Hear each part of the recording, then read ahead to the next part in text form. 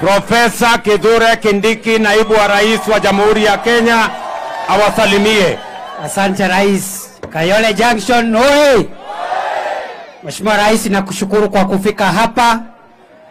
Watu wetu, Rais ako hapa mambo ya maendeleo. Rais amekuja hapa mambo ya masomo ya watoto, mambo ya barabara, mambo ya masoko, mambo ya ile ambayo inahusu mwananchi wa kawaida. Jambo la pili, Rais yako hapa kwa sababu alikuwa pia anataka kuwatembelea na waone na waambie mahali maneno ya serikali imefika ya kuleta maendeleo.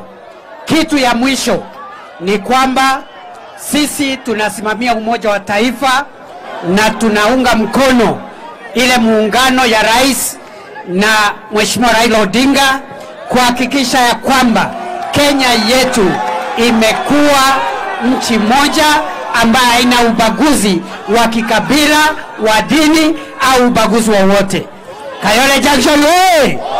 Asanteni sana. Basi watu wa Kayole, kuna wananchi wananiambia hapa kuna shida ya mashamba hapa kwenu, na nimetangaza pale